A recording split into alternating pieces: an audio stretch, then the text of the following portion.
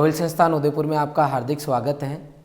Jet की एक counselling complete हो चुकी है, दूसरी काउंसलिंग जेट की शुरू हो रही है। चाहे सरकारी कॉलेज हो चाहे प्राइवेट कॉलेज हो, पहली काउंसलिंग कंप्लीट होने के बावजूद, बच्चों के रिपोर्टिंग कराने के बावजूद कुछ सीटें खाली रह गई। तो जो खाली सीटें हैं उनके ऊपर अब दोबारा काउंसलिंग होगी। इस दोबारा काउंसलिंग जब होगी तो इसका क्या प्रोसेस है, कौन कौन बच्चे इसके लिए एलिजिबल हैं और क्या पूरी प्रक्रिया रहेगी, इस वीडियो के अंदर उन सभी चीज़ों को अपन डिस्कस करेंगे।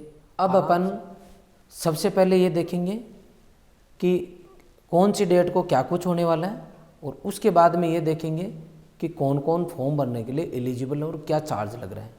Is it clear?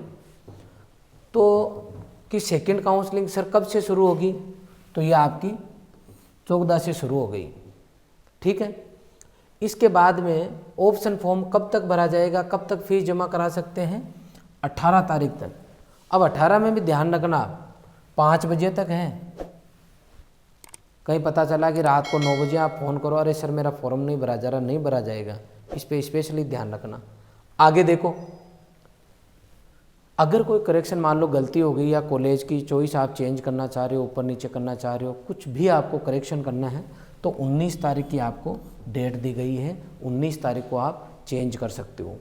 उसके बाद में 22 तारीख को लिस्ट आ जाएगी। अगर आपने चॉइस भरी है, कोई कॉलेज अगर आपको मिला है तो 22 तारीख को आपके पास लिस्ट आ जाएगी, आप चेक कर लो। अगर नहीं मिली आपको कॉलेज तो सेकंड जो लिस्ट आएगी उसमें आपको कॉलेज चेक करना है।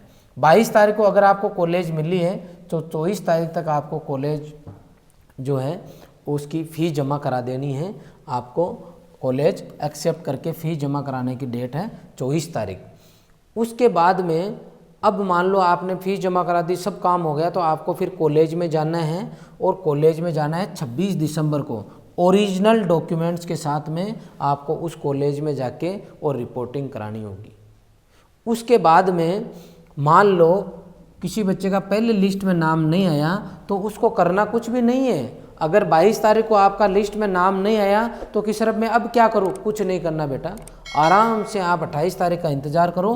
28 तारीख का देखो आपका नाम आया या नहीं आया। अगर नाम आपका आ गया तो 30 तारीख तक आपको जो है फीस जमा करा देनी है और कॉलेज जो है एक्सेप्ट कर लेना है। उसके बाद में 31 तारीख को आपको जो है उस कॉलेज में जाना है और कॉलेज में जाने के बाद में आपको रिपोर्टिंग करवा देनी है, ओरिजिनल डॉक्यूमेंट्स लेके जाना है। अब यहीं पे मैं डाउट क्लियर कर दूं स्पोर्ट काउंसलिंग का। स्पोर्ट काउंसलिंग का मतलब होता है सभी काउंसलिंग होने के बाद में लास्ट में अगर सीट खाली रहती है तो उस सीट का क्या होगा। तो इनके पास 2 ऑप्शन थे अभी कि या तो डायरेक्ट स्पोर्ट काउंसलिंग करवा दो, लेकिन प्राइवेट कॉलेज की बहुत सारी सीट खाली है, इसलिए इन्होंने काउंसलिंग दोबारा कराना एक बार उचित समझा, दोबारा काउंसलिंग करा रहे हैं। ये कराने के बाद में अगर कोई सीट खाली रही तो फिर स्पोर्ट काउंसलिंग के लिए विचार किया जाएगा। Is it clear? अब अपन देखते हैं कि कौन कौन ये फॉर्म भर सकते हैं और क्या कंडीशन रहेगी फीस जमा कराने की, कितनी फीस जमा करानी है। इसको आपको बहुत अच्छे से समझना है। 5,000 रुपये का केस है, बहुत अच्छे से बारीकी से समझना है। पहला केस है कि सर मैं डायरेक्ट वहीं पे आ रहा हूँ कि पेमेंट का क्या इशू रहेगा। ऐसे विद्यार्थी जिन्होंने पूर्व में ऑप्शन फॉर्म नहीं भरा, अब उनको 5,000 रुपये जमा कराने होंगे। ये केस ये बोल रहा है जैसे मैंने जेट की परीक्षा दी और मेरी रैंक बहुत पीछे थी, तो वो पहले काउंसलिंग हुई उसमें मैंने कुछ नहीं किया, 5,000 रुपये उस टाइम जमा ही नहीं कराए, और अब मेरी इच्छा हो रही है कि यार क्यों ना ट्राई करना चाहिए अपने को, तो मुझे 5,000 रुपये जमा कराने। उसके बाद मेरा पर्टिकुलर ऑप्शन फॉर्म खुलेगा, अदरवाइज ऑप्शन फॉर्म नहीं खुलेगा। सेकंड केस ये है कि ऐसे विद्यार्थी जिन्होंने पूर्व में ऑप्शन फॉर्म भरा था परंतु उनका एडमिशन नहीं हुआ, अब उनको ऑनलाइन 5,000 रुपये जमा नहीं कराने हैं। ये सबसे इम्पोर्टेंट पॉइंट है, इस पे ध्यान देना।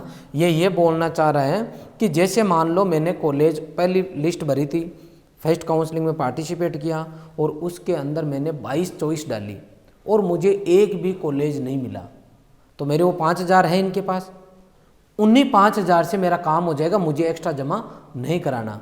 लेकिन मुझे ऑप्शन फॉर्म भरना होगा। मतलब आपने उस टाइम काउंसलिंग के लिए जो चॉइस डाली उस हिसाब से आपको दोबारा चॉइस डालनी 18 तारीख तक, आपका कोई चार्ज नहीं लगेगा।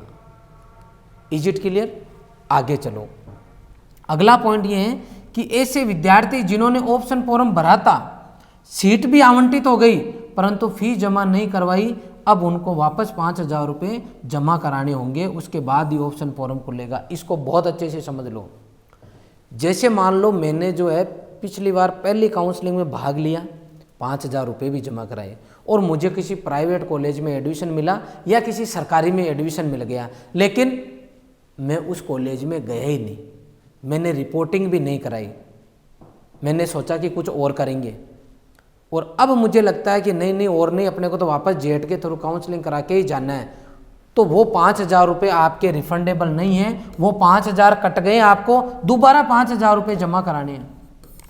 आपको अगर एक बार भी कॉलेज मिल गई और आप नहीं गए तो वो 5,000 रुपये तो आपके जब्त हो गए, दोबारा नए सिरे से आपको 5,000 रुपये जमा करवाने हैं। जहाँ तक मैं सोचता हूँ आपके ये समझ में आ गया होगा। अब अपन अगले पॉइंट पे डिस्कस करते हैं। अगला पॉइंट ये है कि ऐसे विद्यार्थी जिन्होंने पहली काउंसलिंग का ऑप्शन फॉर्म भी भरा, सीट भी मिल गई और कॉलेज की फीस भी जमा करा दी। जैसे मान लो मुझे भीलवाड़ा कॉलेज मिला और वहाँ 12,000 रुपये फीस थी, तो मैंने 12,000 रुपये भी जमा करा दिए, लेकिन 7 दिसंबर को जब रिपोर्टिंग थी कॉलेज के अंदर, उस दिन मैं नहीं गया, तो उस बच्चे को भी जो है वापस 5,000 रुपये जमा कराने हैं। वो पहले वाले रुपये आपके जब्त हो चुके हैं, उनसे अब कोई लेना देना नहीं है। ये पूरी चीज़ें क्लियर हो गई आपके। इसका मतलब ये है कि केवल एक ही बच्चा है जिसको पैसे जमा नहीं कराने, वो ये बच्चा है कि फर्स्ट काउंसलिंग में जिसने चॉइस डाली थी और चॉइस की एक भी कॉलेज नहीं मिली, तो उसी के 5,000 रुपये वापस काम में आ रहे हैं। बाकी सभी तरीके के बच्चों को पैसे जमा कराने हैं। आगे चलो।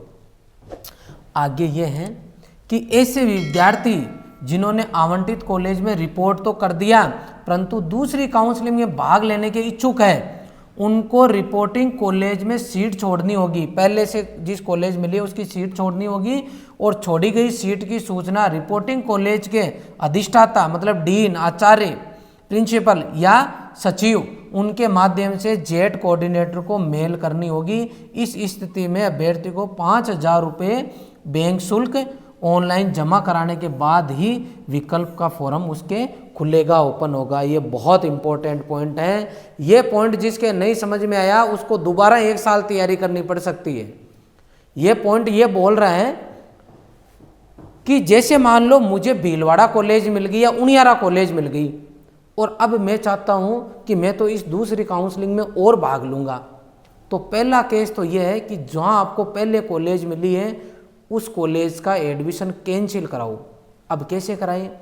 तो आपको उस कॉलेज में जाके सूचना देनी है कि सर मेरा ये एडमिशन आप कैंसिल कर दो, और उसके लिए एप्लीकेशन लिख के देनी है वहाँ के डीन को, और वहाँ के डीन सर को बोल के और जेट कोऑर्डिनेटर को मेल करना है कि हमारा ये बच्चा इस नाम का बच्चा जो है यहाँ से जो है एडमिशन इसने विड्रॉ कर लिया है, ये यहाँ रेगुलर स्टूडेंट नहीं रहना चाहता, तो आपकी सीट वहाँ खाली हो जाएगी। आप मेल करोगे वो काम नहीं है।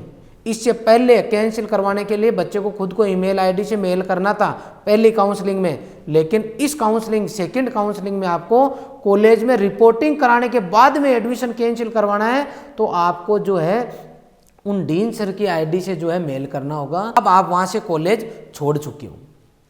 अब कॉलेज छोड़ने के बाद में सेकंड काउंसलिंग में अगर आप अप्लाई करना चाह रहे हो तो आपको वापस 5,000 रुपये पे करना है। उस कॉलेज में जो फीस जमा कराई वो कॉलेज वापस देगी या नहीं देगी वो उस कॉलेज पे डिपेंड करता है। इसके लिए भी जेट कोऑर्डिनेटर जिम्मेदार नहीं है। उसके लिए आपको अपने स्तर पे बात करनी होगी कि सर मैं कॉलेज छोड़ रहा हूँ, मुझे कितनी फीस वापस मिलेगी, मिलती है कि नहीं मिलती है, वो उस पर्टिकुलर कॉलेज पे डिपेंड करेगा। इसके लिए भी आपको जेट कोऑर्डिनेटर को और जेट ऑफिस में फ़ोन करने की ज़रूरत नहीं है। क्यों नहीं है? क्योंकि इन्होंने पहली काउंसलिंग हुई थी तब ये बात पहले क्लियर कर दी थी कि फ़ीस रिफंड का क्या नियम है। इज इट क्लियर बेटा? अब कोई बच्चा मान लो कॉलेज छोड़ के आ गया तो इस चीज़ की गारंटी नहीं है कि आपको वो पहले वाली कॉलेज मिलेगी वापस। ऊपर कहीं सीट खाली रही, आपकी रैंक अगर सेट हो गई तो आप जो लोगे वो मिल जाएगी, लेकिन ये ज़रूरी नहीं है कि पिछली बार वाली सीट आपको वापस इस बार मिलेगी। इसलिए ये एक तरीके से रिस्क है बहुत बड़ा, तो इसको सोच समझ के लेना है। मैं जनरल वे में बात करूँ मेरे से, तो मैं आपको सजेस्ट नहीं कर रहा कि आप कॉलेज छोड़कर अब जो है वापस जो है इस काउंसलिंग में शामिल हो जाओ। Is it clear? आगे चलते हैं अपन। यही लिख रखा है इन्होंने नीचे से कि भाई वापस कोई ज़रूरी नहीं आपको वो कॉलेज मिल जाए। इसके अलावा भी काउंसलिंग से रिगार्डिंग आपके कोई डाउट है और कुछ आपको पूछना हो तो आप कमेंट बॉक्स में डाल सकते हो। आगे अपन कुछ पॉइंट और हैं उन पे और डिस्कस कर लेते हैं। अब मान लो किसी अभ्यर्थी को सीट मिल गई काउंसलिंग में, द्वितीय काउंसलिंग में, और जब फीस के बारे में वो बोले कि आपको फीस जमा करानी है, तो उस टाइम आपको फीस जमा करानी है। अगर नहीं कराओगे तो फिर आपकी वो सीट निरस्त हो जाएगी, कैंसिल हो जाएगी। यही बात इसके अंदर बोली गई है। यहाँ इन्होंने पॉइंट डाला है कि जो हमने आपको इन्फॉर्मेशन दी है इसमें कुछ भी चेंज हो सकता है कभी भी, तो आप वेबसाइट से अपडेट रहें। दिन में 1-2 बार आप लोग चेक करते रहें कि कोई नई इन्फॉर्मेशन तो नहीं है। Is it clear?